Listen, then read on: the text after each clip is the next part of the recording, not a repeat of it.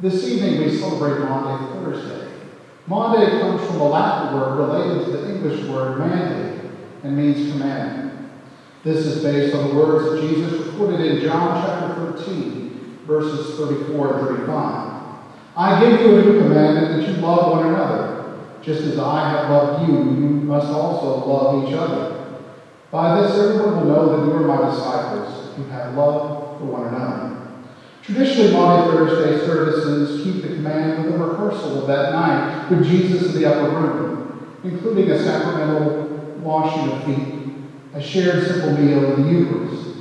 This year we are in diaspora and unable to be in physical communion with one another.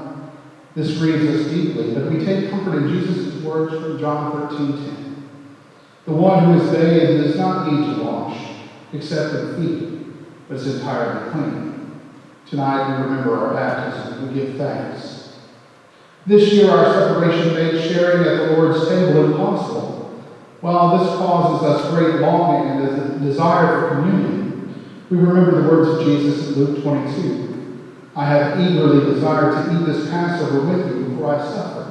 For I tell you, I will not eat of it until it is fulfilled in the kingdom of God. Tonight we are aware of our hunger and our thirst, and we anticipate the joyful moment when we shall join with all the saints in gathering around the table once more.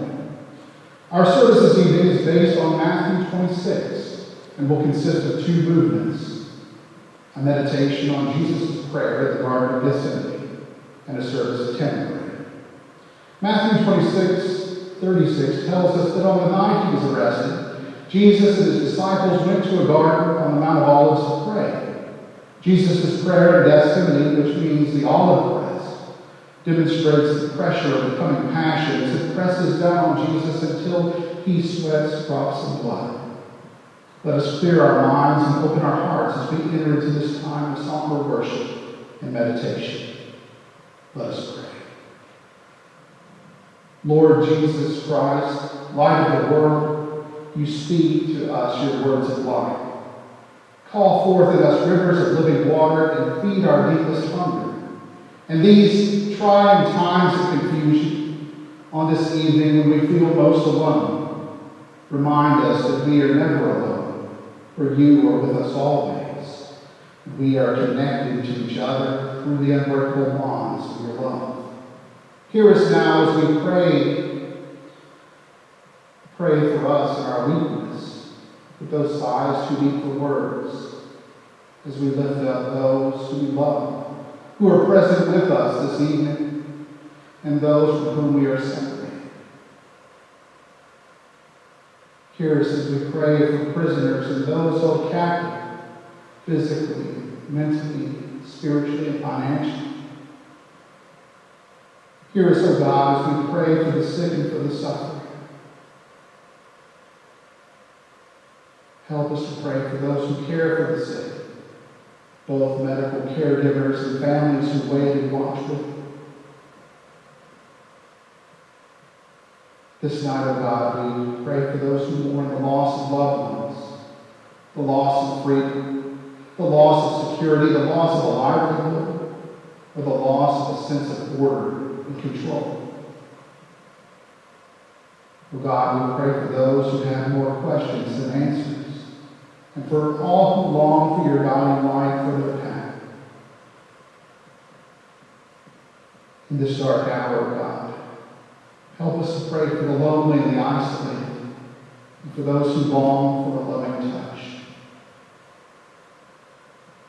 We pray for those whose remaining days on earth are few, and for those who are walking in the valley of the shadow of death.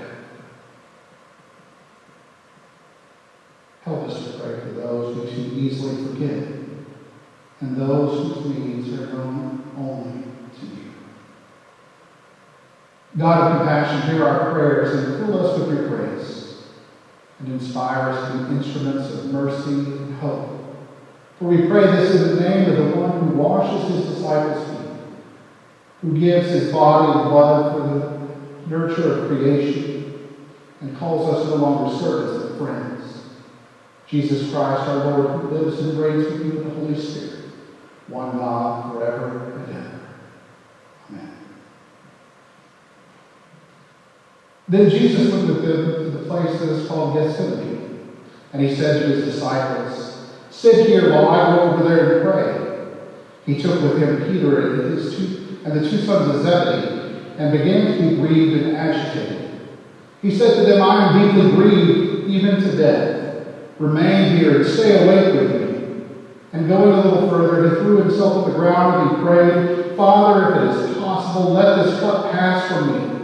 Yet not what I want, but what you want."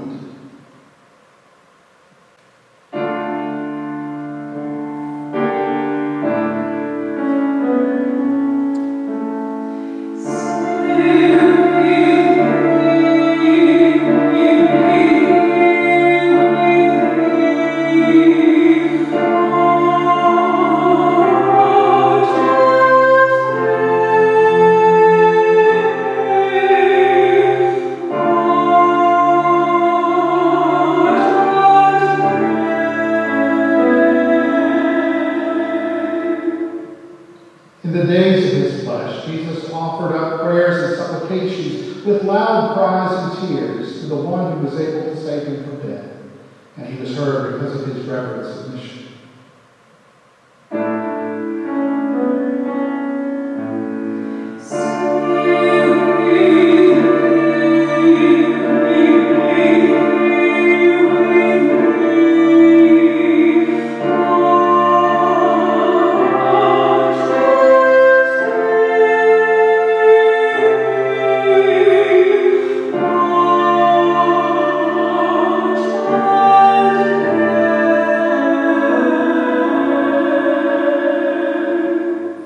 My God, why have you forsaken me?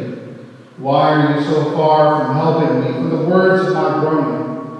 Oh my God, I cry by day, but you do not answer, and by night I find no rest. Do not be far from me, for trouble is near, and there is no one to help.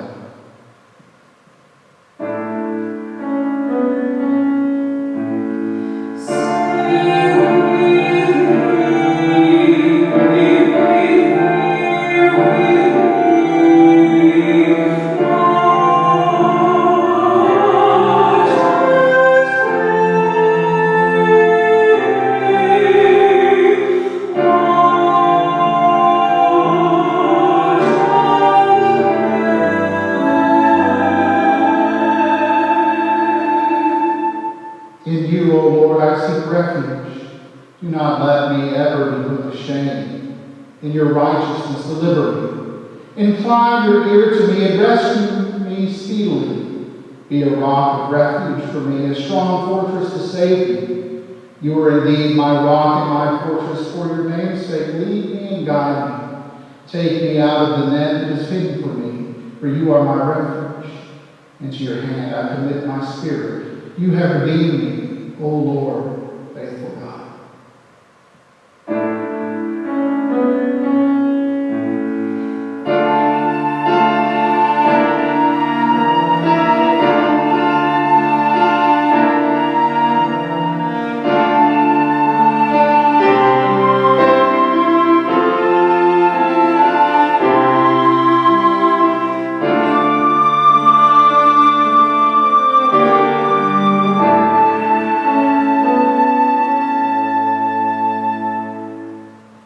I thank you, Father, Lord of heaven and earth, because you have hidden these things from the wise and the intelligent and have revealed them to infants.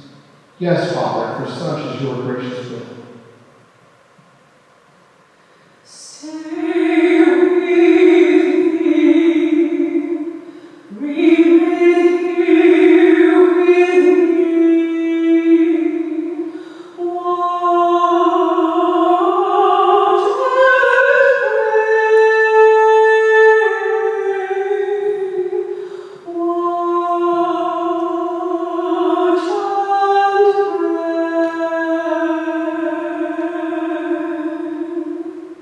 I will tell of your name to my brothers and sisters. In the midst of the congregation I will praise you. For God did not despise or abhor the affliction of the afflicted. God did not hide God's face from me, but heard when I cried out.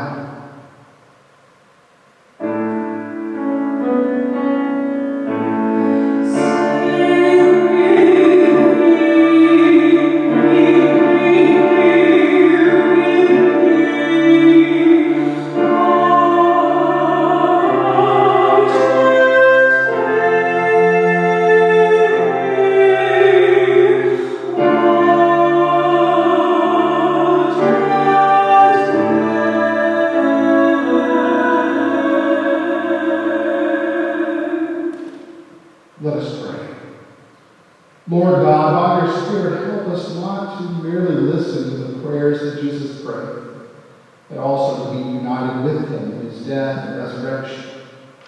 May we, the praying church, learn how to pray as Christ's body, from the one who in life and in death is the head of the body, our Lord Jesus Christ. Amen. Tenebrae comes from a Latin word meaning darkness or shadows. The service of Tenebrae can be traced back to monastic communities in the 12th century. This service is historically a night or early morning service that makes use of extinguishing candles and diminishing light to symbolize the events of Holy Week as Jesus moves from the procession of the palms toward the cross. This service is an extended meditation on the Passion of Christ using the imagery of 8 shadows. Each shadow will feature a reading from the Gospel, a musical response, the extinguishing of a candle, and a moment of reflection. Our scripture readings come from my adaptation of Matthew 26, Mark 14, and Luke 22 and 23. This is a somber service that's best experienced through full participation.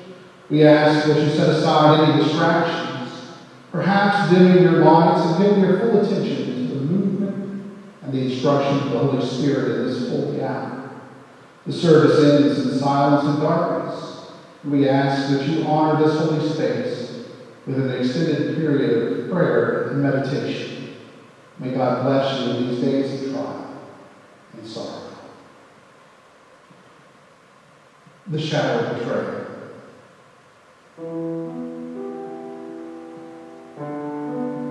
When it was evening, he took his place with the 12, and while they were eating, he said, "Truly I tell you, one of you will betray me." And they became greatly distressed. And they began to say to one another, "Surely not I, Lord." He answered, "The one who has dipped his hand into the bowl with me will betray me. The Son of Man goes as it is written of him, but woe to that one by whom the Son of Man is betrayed. It would have been better for that one to have not been born." Judas, who betrayed him, said, "Surely not I, Rabbi." He replied, "You have said so."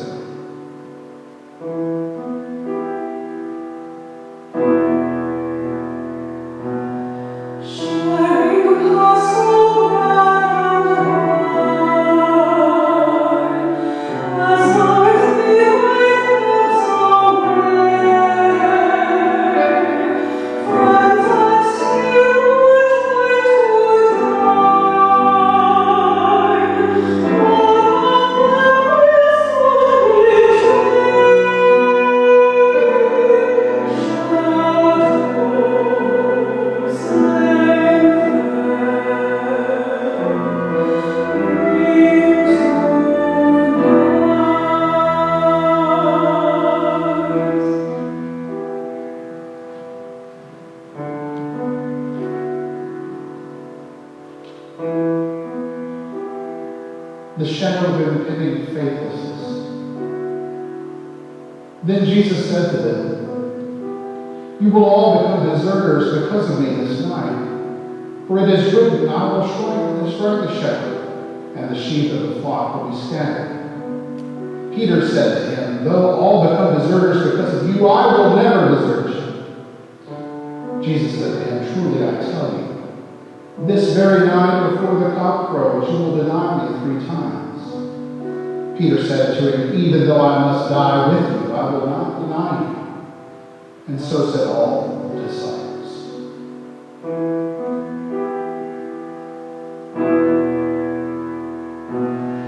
Thank you.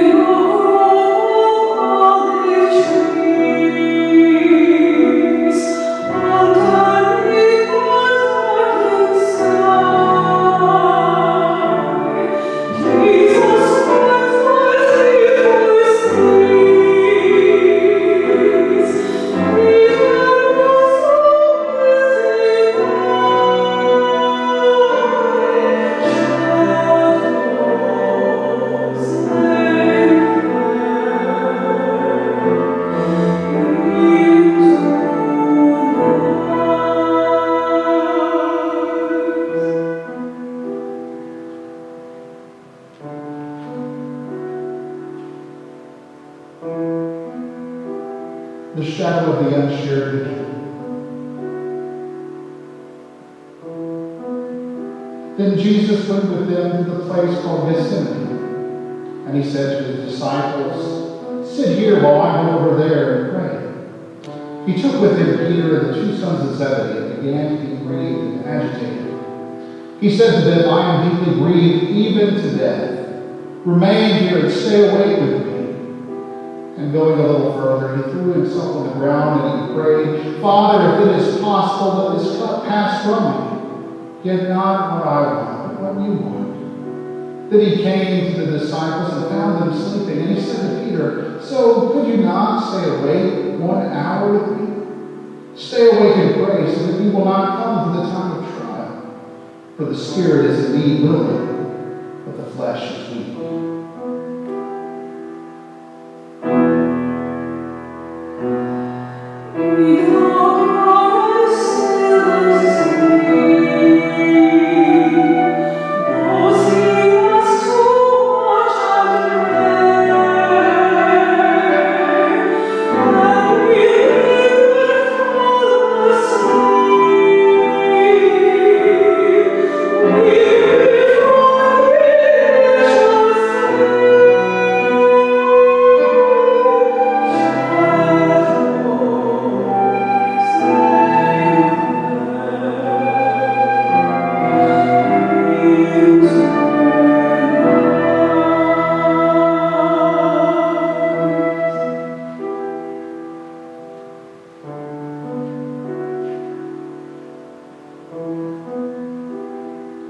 The shadow of Christ's agony.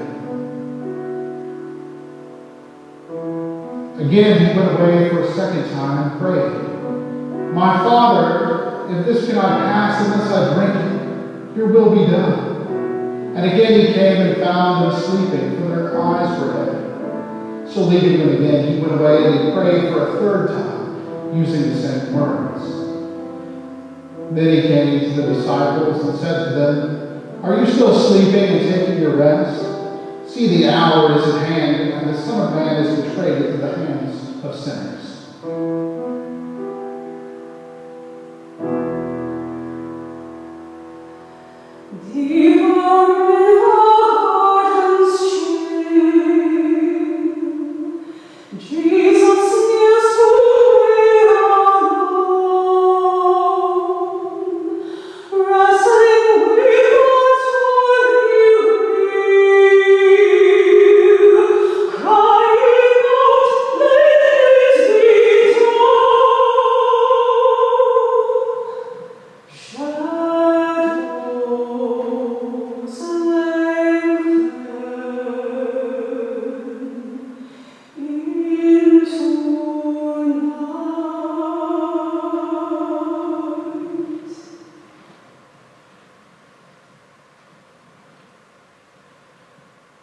The shadow of Christ.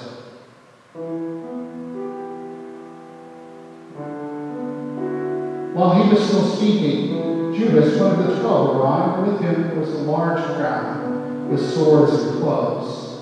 They had come from the chief priests and the elders of the people. Now the betrayer had given them a sign, saying, "The one I will kiss is the man. Arrest him." At once he came up to Jesus and said, "Greetings, Rabbi," and kissed him. Jesus said to him, "Friend, do what you are here to do." Then they came and they laid hands on Jesus and arrested him.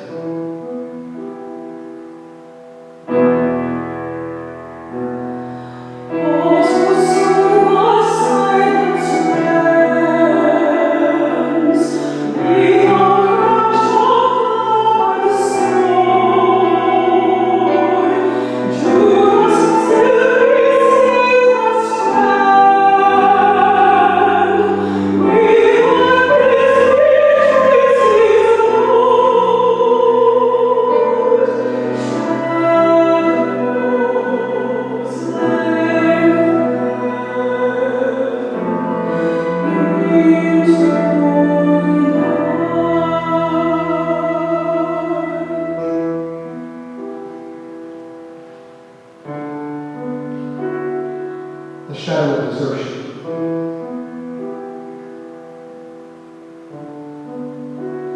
Then Jesus said to them, "Have you come out with swords and clubs to arrest me as though I were a man?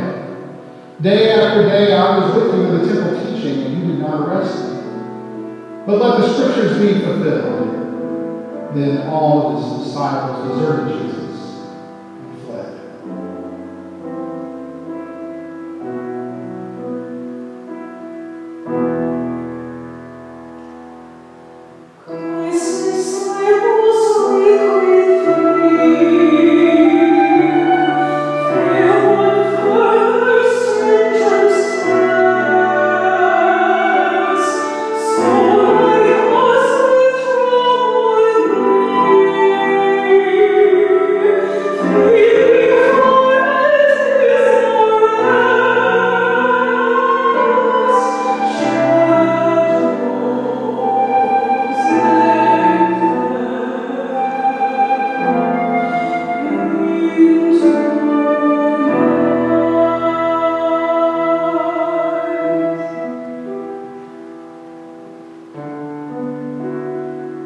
The shadow of denial.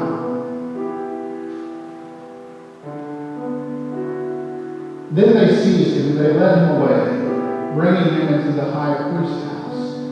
But Peter was following at a distance.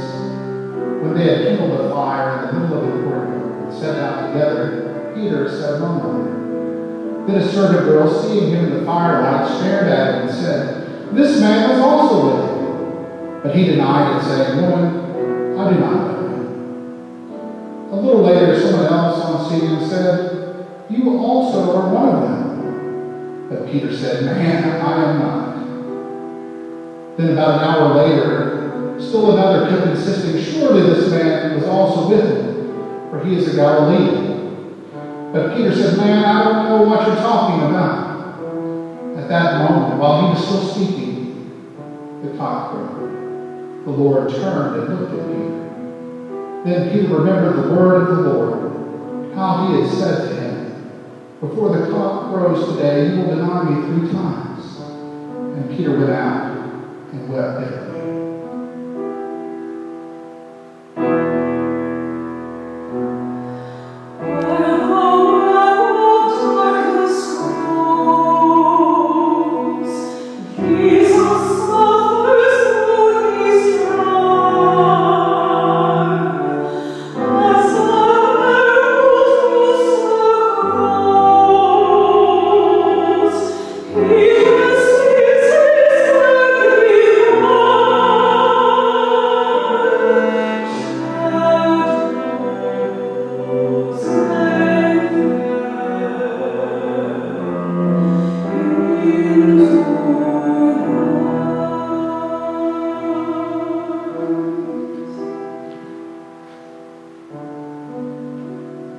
The shadow of the cross.